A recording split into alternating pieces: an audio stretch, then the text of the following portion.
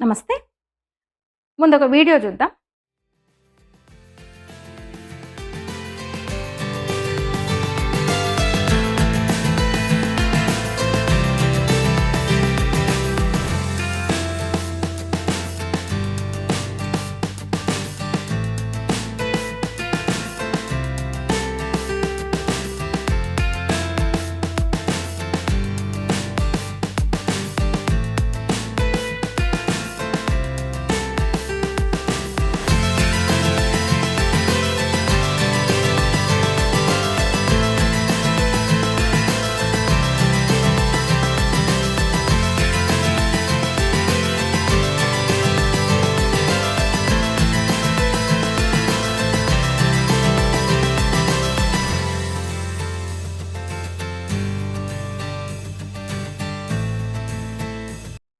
ఇది Colaba Bandra under ground metro rail Mumbai నగర చరిత్రలోనే అత్యంత క్లిష్టమైన ప్రతిష్టాత్మక ఇన్ఫ్రాస్ట్రక్చర్ ప్రాజెక్ట్ అనమాట. 33.5 33.5 అంటే 33.5 కిలోమీటర్ల పొడవు, 27 స్టేషన్స్ 27 స్టేషన్లతో పూర్తిగా భూగర్భ మెట్రో మార్గం. ఇది ఒక ఇంజనీరింగ్ అద్భుతం. ఇది ఈ ప్రాజెక్ట్ రథసారథి Mumbai metro rail corporation MD IAS officer అయిన అశ్విని భిండే. ఆమె చొరవతోనే త్వరగా ఈ ప్రాజెక్టు నిర్మాణం పూర్తయింది. పన్ని రాక్షసిగా పేరు తెచ్చుకున్నారు ఆమె. అయితే అరే కార్ షెడ్ ఆందోళన సమయంలో ఆందోళనకారులకు మద్దతుగా మాట్లాడలేదని ఈమెను ఆ ప్రాజెక్టు నుంచి ఉద్ధవ్ సర్కార్ తప్పించింది. అయితే ఏకనాథ్ షిండే వచ్చిన తర్వాత, ఆయన ప్రభుత్వం ఏర్పడ్డ తర్వాత ఆమెకు తిరిగి అదే బాధ్యత ఇచ్చారు. దీంతో ఆమె వల్లనే ప్రాజెక్టు తొందరగా పూర్తయిందని చెప్పొచ్చు. పన్ని రాక్షసి కదా మరి. ఇది కదా విమెన్ ఎంపవర్మెంట్ అంటే.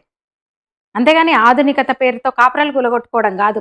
మహిళా సాధికారతకు అర్థము నిదర్శనము వీళ్ళు, అశ్విని లాంటి వాళ్ళు. ఇక ఇది ముంబైలోనే తొలి పూర్తి అండర్ గ్రౌండ్ మెట్రో లైన్. ఇతర లైన్లు ఎక్కువగా ఎలివేటెడ్ లేదా మిక్స్డ్ ఉన్నాయి. ఈ లైన్ మాత్రం పూర్తిగా భూమి కింద నుంచి వెళ్తుంది, పూర్తిగా భూగర్భ మెట్రో. దక్షిణ ముంబై అంటే కొలాబా నుంచి బాంద్రా, అట్లానే డొమెస్టిక్ అండ్ ఇంటర్నేషనల్ ఎయిర్పోర్ట్ వరకు ట్రాఫిక్ని తప్పించుకొని నేరుగా 50 నిమిషాల ప్రయాణంలో చేరొచ్చు. ప్రతిరోజు కూడా 17 లక్షల మంది ప్రయాణికులు ఈ మెట్రోను వినియోగించుకొని ఉన్నారు. అంటే దీనివల్ల ముంబైలో రోడ్ ట్రాఫిక్ను గణనీయంగా తగ్గించవచ్చు అనమాట. ఇక ఈ మెట్రో నిర్మాణంలో అత్యాధునిక టెక్నాలజీని వినియోగించారు. టన్నెల్ బోరింగ్ మిషన్స్ అంటే TBMs, అట్లనే ఆటోమేటిక్ సిగ్నలింగ్, వాతావరణ నియంత్రిత భూగర్భ స్టేషన్లు, ఇట్లా ఒక అత్యాధునిక టెక్నాలజీని మెట్రో నిర్మాణంలో వినియోగించారనమాట. ఇక ఈ లైన్ మహానగరంలోని financial district, Bandra Kurla complex, airport, IT హబ్లను ఒకే లింకుతో కలుపుతుంది అనమాట. దానివల్ల ముంబై లోకల్ ట్రావెల్కు ఒక వెన్నెముక అని చెప్పొచ్చు ఇది. అయితే చాలా సవాళ్ళు, అంత ఈజీగా పూర్తవలేదు ఈ మెట్రో నిర్మాణ పనులు. ఈ నిర్మాణంలో చాలా ఇబ్బందులు ఎదురైనాయి, చాలా సవాళ్ళు ఎదురైనాయి. ఎందుకంటే ముంబైయే మామూలుగా ముంబై నగరం అంటే తెలుసు, అందులోనే ఈ ముంబై మహానగరంలో అత్యంత బిజీ ఏరియా ఇది.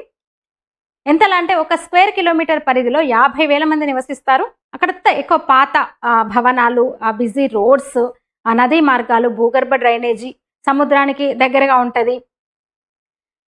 ఇంకా హిస్టారికల్ హెరిటేజ్ బిల్డింగ్స్ ఉంటాయి, వాటిని కదపడానికి ఉంటుంది. Example fort area, coffee parade, ఇవన్నీ కూడా. అంటే పెద్ద పెద్ద ఆకాశ హర్మ్యాల కింద 20 నుంచి 30 మీటర్ల వరకు పునాదులు, అండర్ గ్రౌండ్ పార్కింగ్స్ ఉంటాయి కదా. మరి ఈ మెట్రో నిర్మాణం సందర్భంగా కింద అంటే భూగర్భ సొరంగం తవ్వుతున్నప్పుడు, ఇది పూర్తిగా భూగర్భ లైన్ కాబట్టి కింద సొరంగాలు తవ్వుతున్నప్పుడు పైనున్న కట్టడాలు ధ్వంసం కావద్దు, పగుళ్ళు కూడా వచ్చే అవకాశం ఉంటుంది. ధ్వంసమయ్యే ప్రమాదం ఉంటుంది, పగుళ్ళు వచ్చే ప్రమాదం కూడా ఉంటుంది. చాలా ఎక్కువ అవకాశాలు, చాలా ఎక్కువ.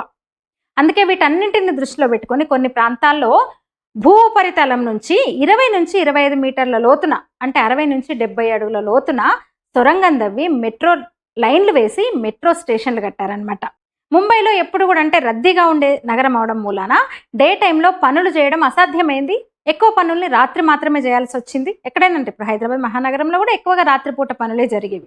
ఇక మన హైదరాబాద్ మెట్రో తరహాలో అంటే ఎలివేటెడ్ అంటే ఎత్తు స్తంభాల మీద కడితే మొత్తం ప్రాజెక్ట్కి ఒక్కో కిలోమీటర్కి 200 నుంచి 300 కోట్లు ఖర్చు అయ్యేది. అండర్ గ్రౌండ్ మెట్రోకి అయితే ఒక్కో కిలోమీటర్కి 800 నుంచి 900 కోట్లు ఖర్చు అయిందనమాట. అందుకే ఈ ప్రాజెక్ట్ అంచనా మొదట్లో 23,000 కోట్లు, ఇప్పుడు 35,000 కోట్లకు చేరిందనమాట. అంటే ప్రారంభించినప్పుడు 23,000 కోట్లు అంచనా వేశారు. ఇప్పుడు 35,000 కోట్లు. అసలైతే ఈ ప్రాజెక్టును ప్రతిపాదించింది 2004లో కాంగ్రెస్ ప్రభుత్వ హయాంలోనే. అయితే సాగి 2013లో కేంద్ర కేబినెట్, అప్పుడు యూపీఏ సర్కార్ కదా అక్కడ కూడా, ఇక్కడ కాంగ్రెస్ ప్రభుత్వం, అక్కడ కూడా కాంగ్రెస్, కేంద్రంలో కాంగ్రెస్ ఉండేది కదా, అలా నాన్సి 2013లో కేబినెట్ అనుమతి ఇవ్వడంతో 2014 మహారాష్ట్ర అసెంబ్లీ ఎలక్షన్లకు ముందు భూమి పూజ చేశారనమాట.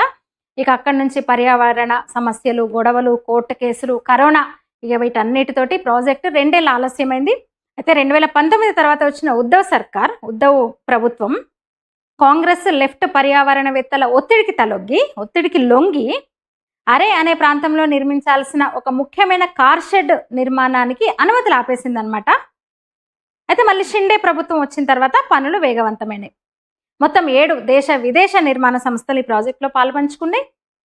2 సొరంగాలు 33.5 కిలోమీటర్స్ అని చెప్పాను కదా, 33.5 కిలోమీటర్ల పొడవున తవ్వారు.